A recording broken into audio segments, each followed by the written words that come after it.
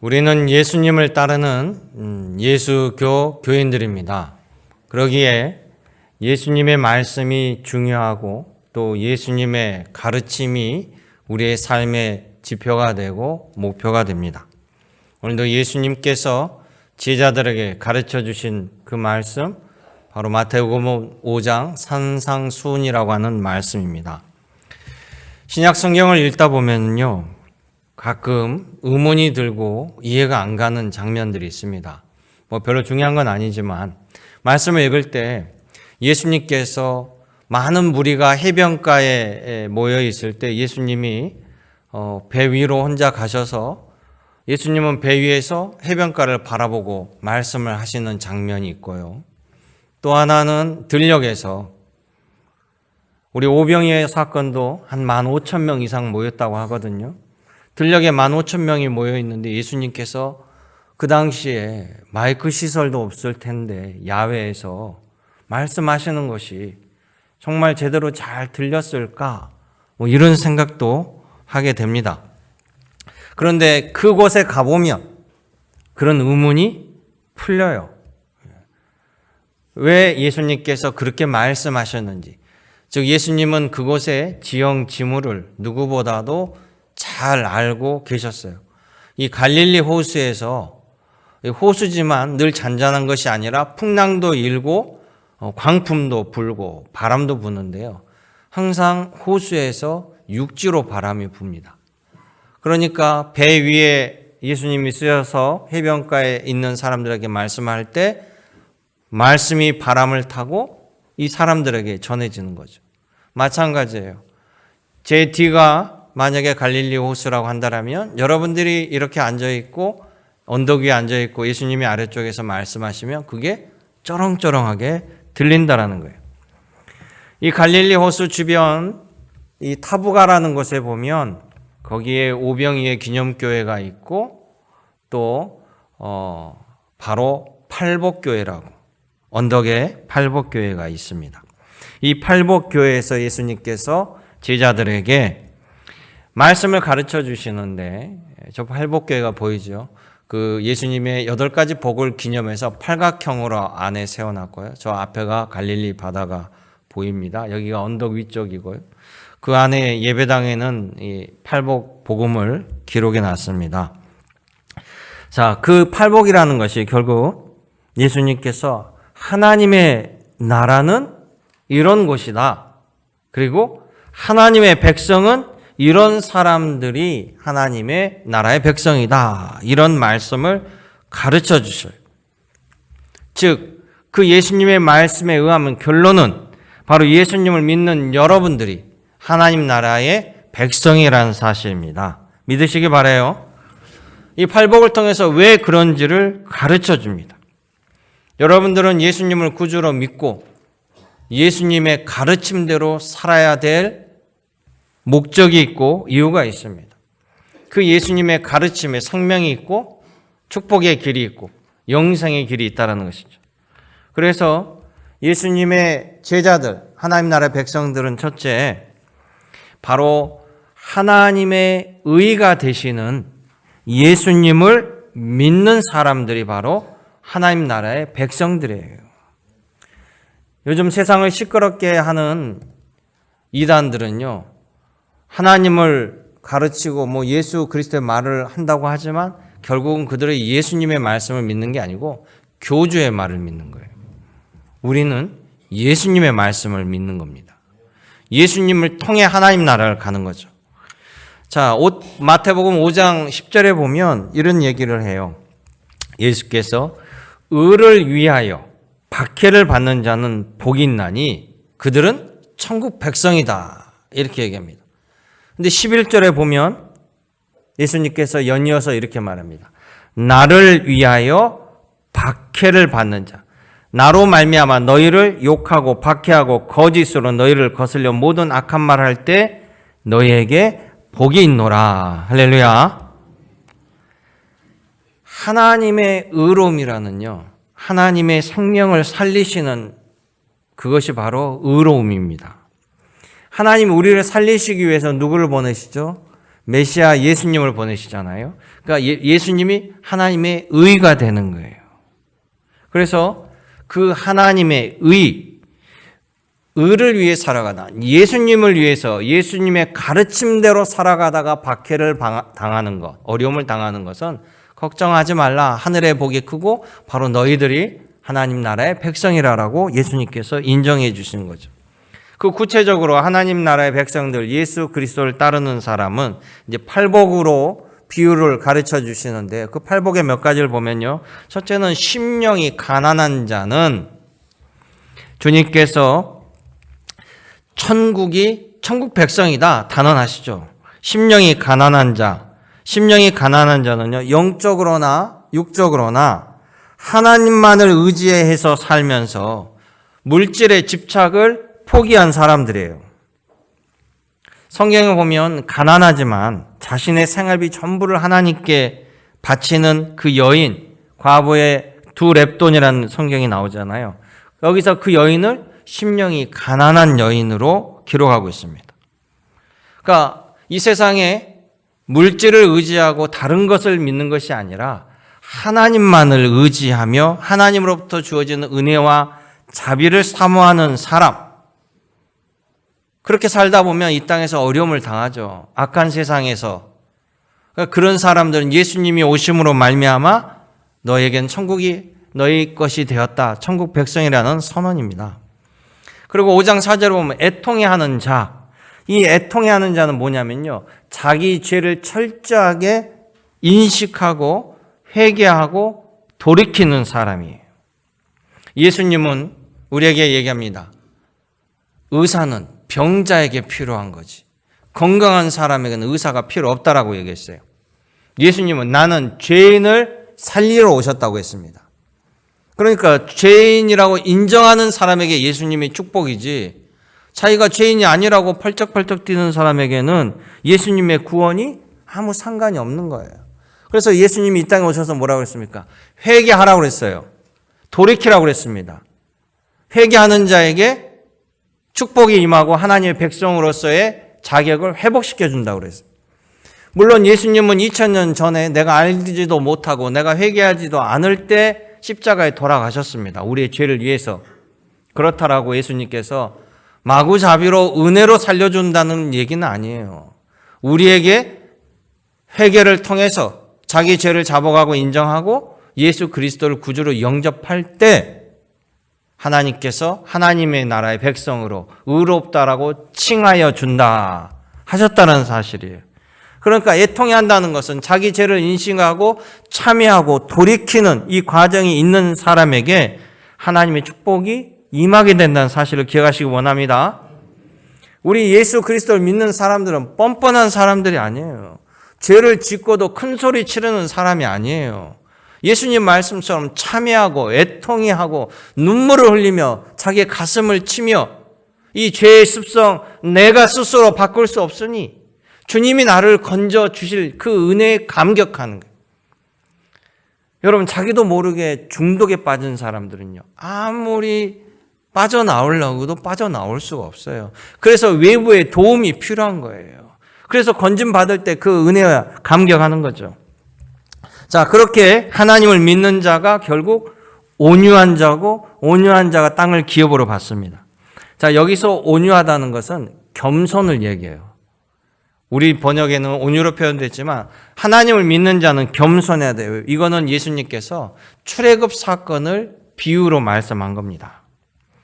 이스라엘 백성들, 온유하지 못하는 자들은, 불평불만에 휩싸인 자들은, 하나님의 사랑을 의심하는 자들은 다 광야에서 가나안 땅에 들어가지 못했습니다. 결국 온유한 자들만 가나안 땅을 들어갈 수 있죠. 그래서 온유한 자가 땅을 받을 것이요, 땅을 기업으로 받을 것이요, 그 말은 겸손한 자들이 가나안 땅을 들어가듯이 예수님의 제자들도 겸손해야만 하나님 나라를 받는다라는 거예요. 하나님께서 가장 싫어하시고 하나님께서 함께할 수 없다는 것이 죄라고 얘기하잖아요. 죄. 근데 그 죄는 어떻게 표출되느냐? 바로 교만으로 나오는 거예요. 죄가. 또 죄는 욕심으로 나오는. 죄는 이기심으로 나옵니다. 이게 바로 죄의 영향력이에요. 죄인은 하나님의 나라를 유업으로 받을 수 없다고 했잖아요. 그래서 회개하고 참여하고 주님의 겸손함을 배우고 받는 겁니다. 출애굽의 1세대들은요.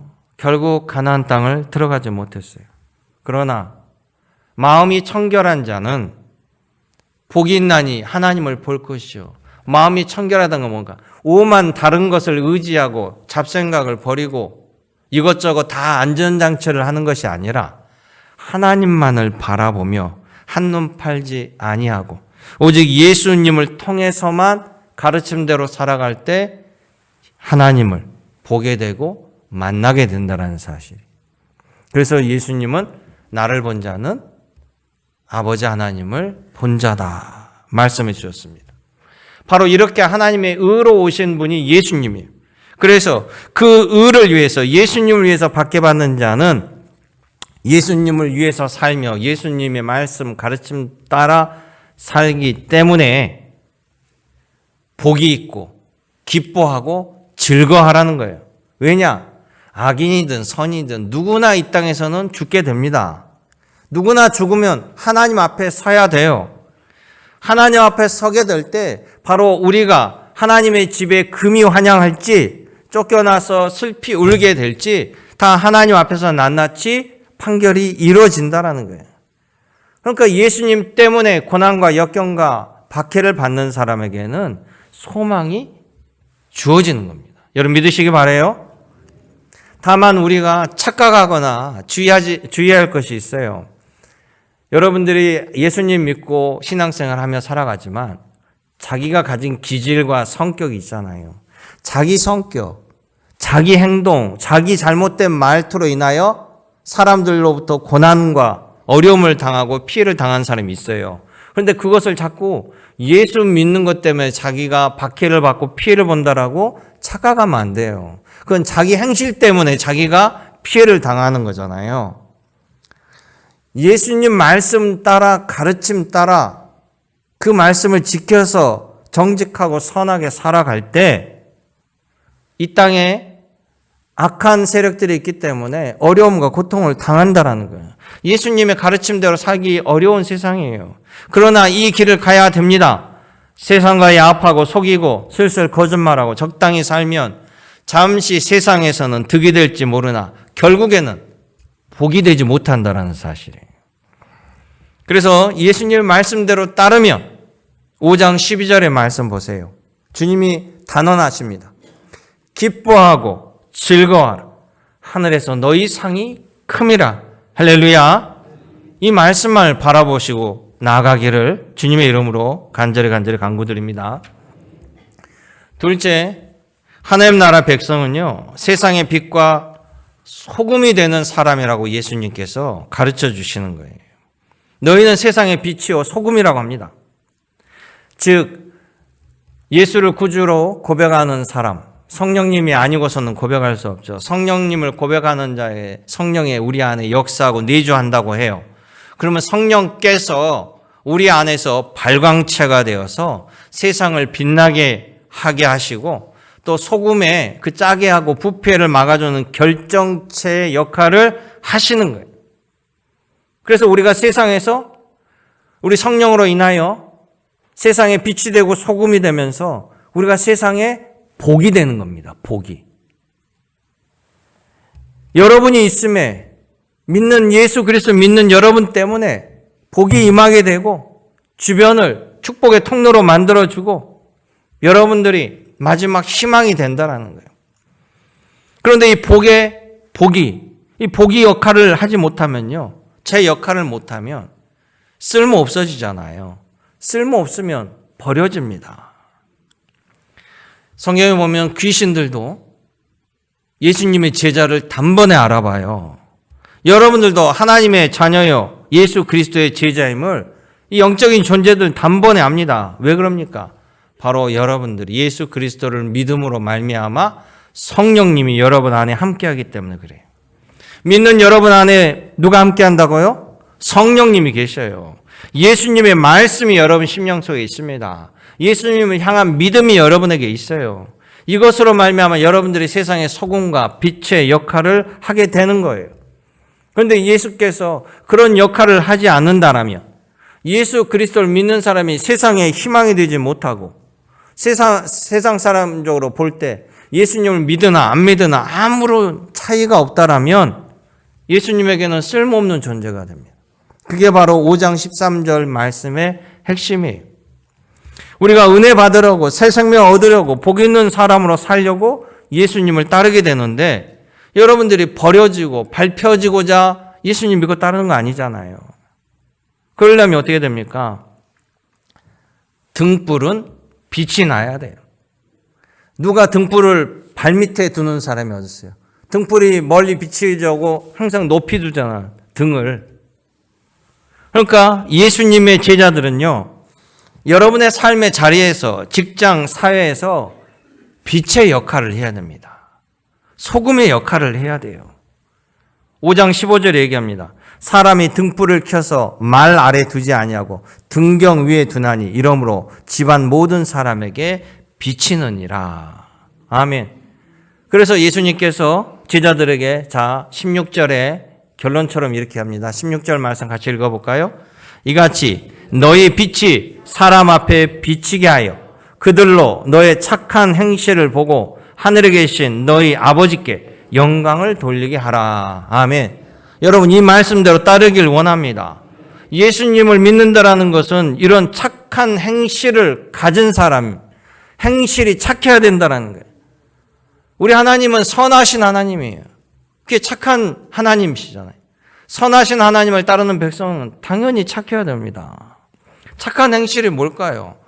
그냥 쉬운 말로 다른 사람을 위하는 이타적인 모습이에요. 모두를 위한 공공의 선을 위해서 선택하는 겁니다. 소수만을 위한 이너클럽이 아니라 전체 다수를 위해서 공공의 선을 위해서 선택해야 돼요. 여러분, 예전에 그리스도인이라고 한다면, 교인이라고 한다면요, 매우 존경하는 명칭이었어요.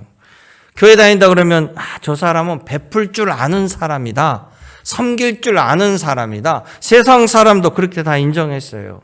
우리나라에 선교하러 들어온 선교사들 어땠습니까? 자기네 나라에서 배울 만큼 배우고 다 살 만큼 산 사람들이에요. 그들이 의사가 되어서 또 의술을 배워서 선교사로 파송해 와서 사람들 고쳐주고 치료합니다.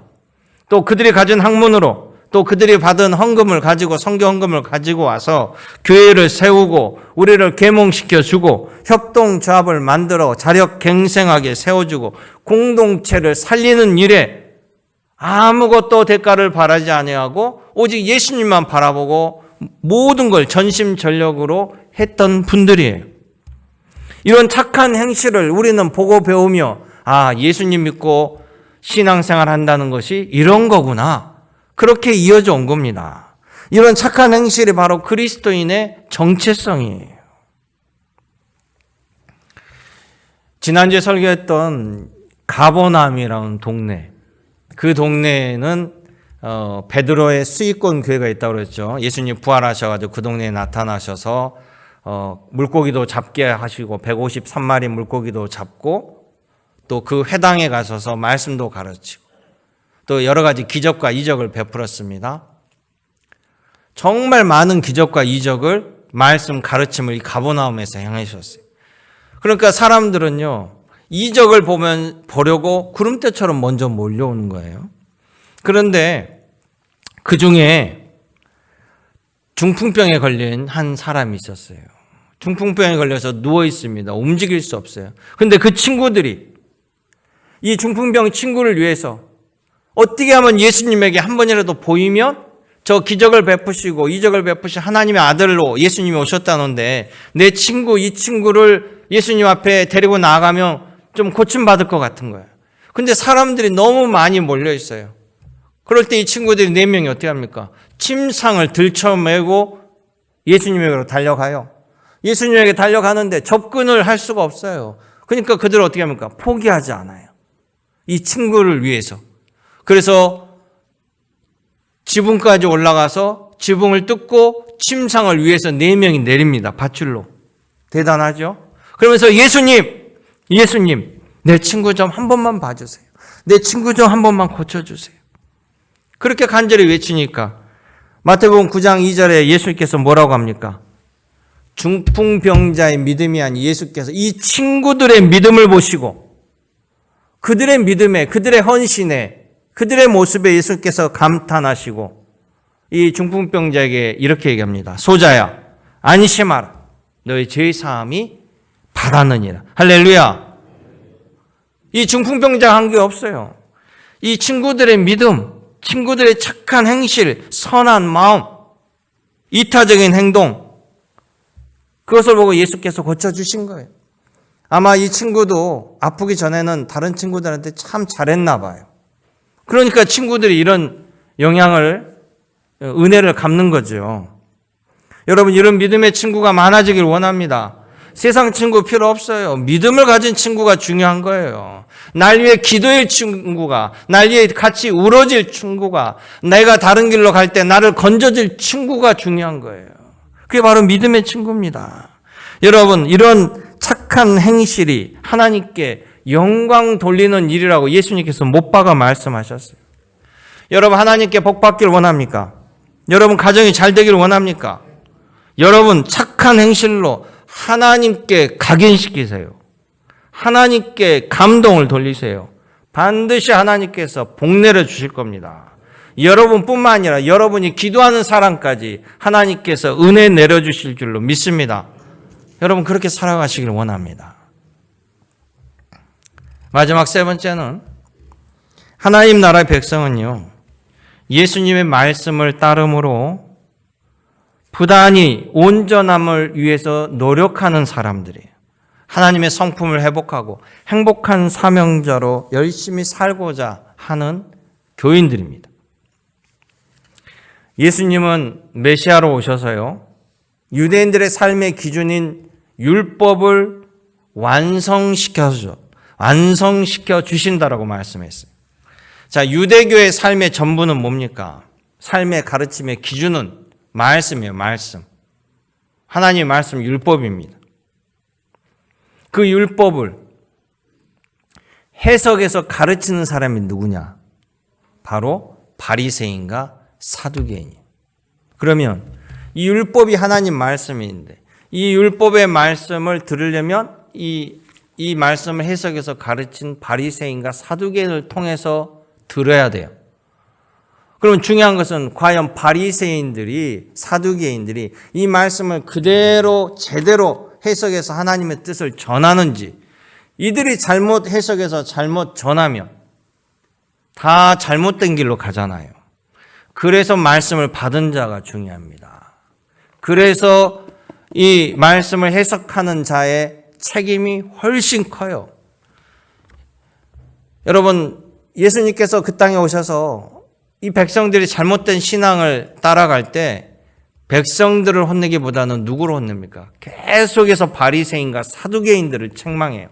심지어 이 회칠한 무덤아, 어떻게 너도 봉사이면서 사람들을 인도하려고 하느냐? 둘 다 같이 죽게. 계속해서 바리새인을 책망한 이유가 뭡니까?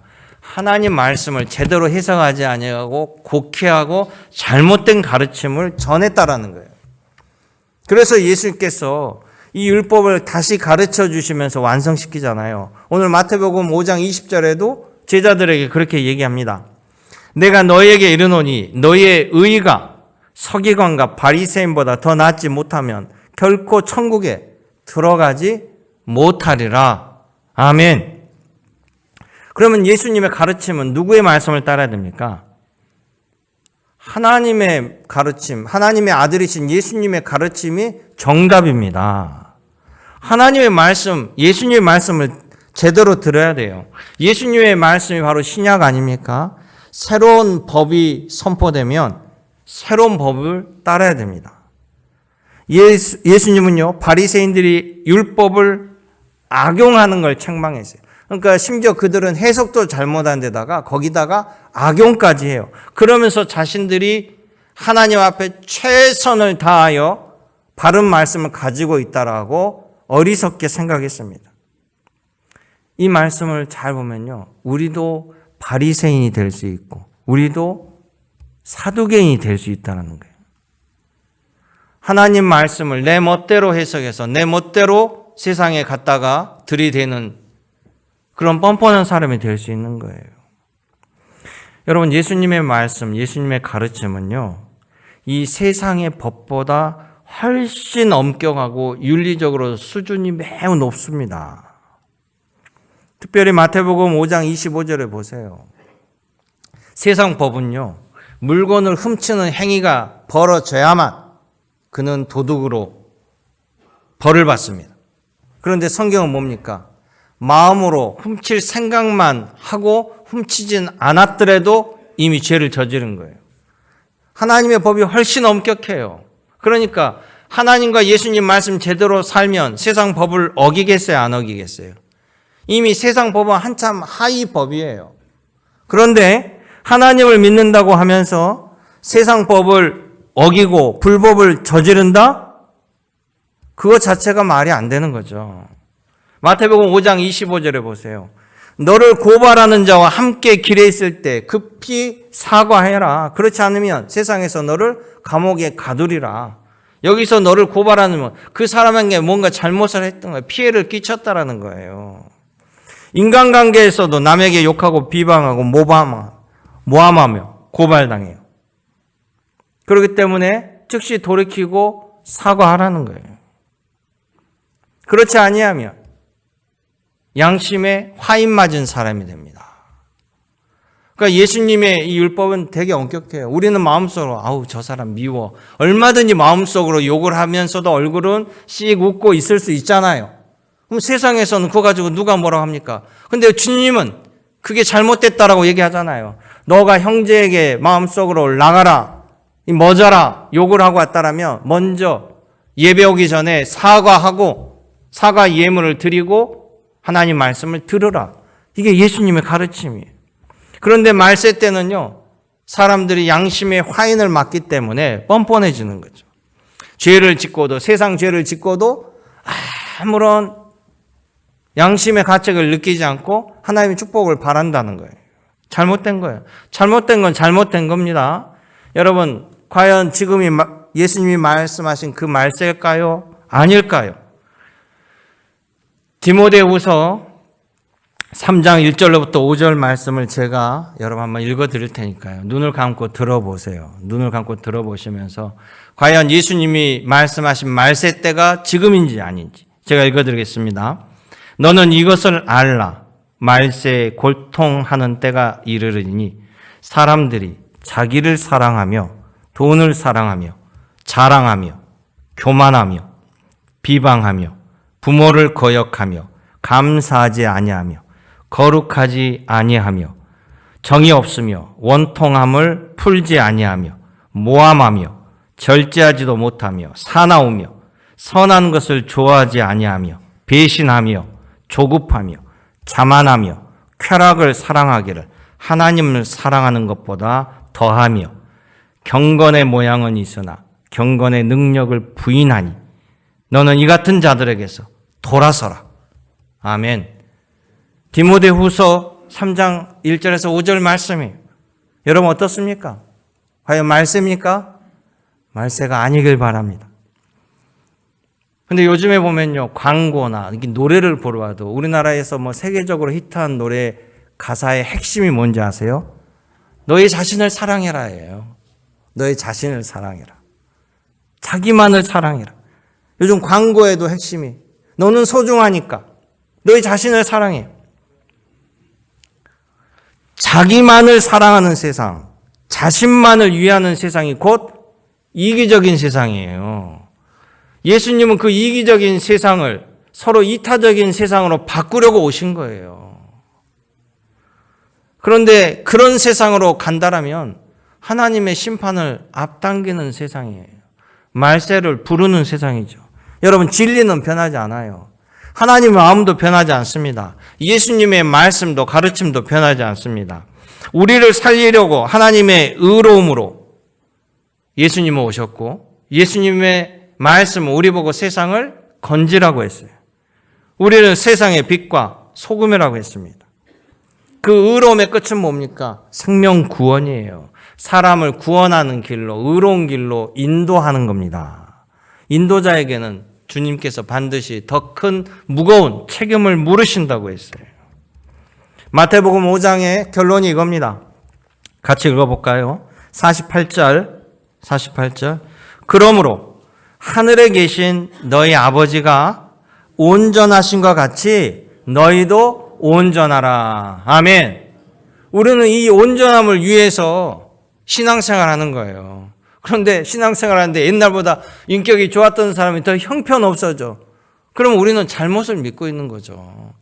나날이 예수님과 하나님과 멀어진다라면, 우리의 물리적인 나이는 나날이 하나님과 가까워져 가는데 우리의 행실과 삶은 나날이 하나님과 멀어진다라면 우리는 지혜의 자리에 와서 어리석은 사람이 돼버린다. 저는 여러분들이 모두 하나님의 축복을 받기를 원합니다. 은혜를 받기를 원해요. 여러분이 영혼이 잘됨 같이, 예수 믿고 잘된 것 같이 여러분의 행실과 여러분 삶과 여러분의 가족이 잘 되기를 원합니다. 젊은 날에 그 똑똑한 머리로 우리나라 학계를 뒤흔들었던 이어령 교수님, 성경을 비판합니다. 조목조목 성경의 모순이라고 싸잡아 비난하고 다녔어요. 그런 이어령 교수가 나중에 세례를 받아요. 근데 세례를 받으면서 자신이 그동안 했던 짓이 제가 너무나 커서 저는 그냥 세례받지 않고 저 일본으로 건너가서 아직도 예수님을 전 국민의 1%밖에 모르는 일본에게 뭔가의 복음의 미랄이 되고 싶습니다. 그래서 이어령 교수가 일본에도 꽤 알려진 학자이기 때문에 이어령 교수가 일본에 와서 세례받은 날까 일본의 방송국에서 카메라 들고 들이밀고 왔을 때 거기서 세례를 받았어요. 자, 이어령 교수가 예수님을 믿는다고 하니까 많은 사람들이 의문을 던집니다. 젊을 때 그렇게 성경책을 비판하던, 그리고 하나님을 부정하던 사람이 진짜로 하나님을 믿고 예수님을 구세주로 믿는다라고? 예수님의 부활을 믿는다고? 사람들은 끊임없이 의심하고 이어령 교수에게 묻습니다. 진짜로 믿어집니까? 진짜로 예수님이 부활하신 구주라고 믿습니까? 젊은 시절에 비판하던 그 성경의 모순이 믿어집니까? 네, 믿어집니다. 모순까지도 믿어집니다. 그 모순이 다 해결되면 내가 하나님에게요. 믿어집니다. 이어령 교수를, 예수님을 믿게 만든 사람이 바로 그의 딸 이민아 검사였어요. 이민아 검사는 나중에 목사가 됩니다. 근데 이 목사가 된 이후에 그 아들이 그러니까 이어령 교수의 손주가 세상을 먼저 떠나요. 자폐아였어요. 그런데 이민아 목사까지도 암으로 세상을 떠납니다. 그러니까 이어령 교수가 세례받고 예수님의 제자가 됐다는 건 온 세상 사람들이 아는데 그 이후에 세상적 관점으로 봤을 때 많은 불행이 겹친다라고 보이니까 사람들이 다시 이어령 교수에게 묻습니다. 당신 정말 크리스찬입니까? 당신 아직도 예수를 믿습니까? 이 질문을 던져요. 그랬더니 이어령 교수가 뭐라고 합니까? 네, 믿습니다. 내 손자와 딸아이는 예수님 품으로 간 것을 믿어 의심치 않습니다. 나도 곧 그 나라로 갈 겁니다. 세상 사람들은 이어령 교수가 세례받은 후에 후회하고 신앙을 버릴 줄 알았어요. 이 안 좋은 것들 때문에. 이어령 교수 결코 그러지 않았습니다. 흔들리지 않는 믿음. 마지막 하나님이 부르신 날까지 강연으로, 책으로 복음을 전하고 사도 바울처럼 그동안에 못했던 거 열심히 주님을 증거하고 그의 믿음대로, 그의 소망대로 하나님 나라로 옮겨갔다라는 사실이에요.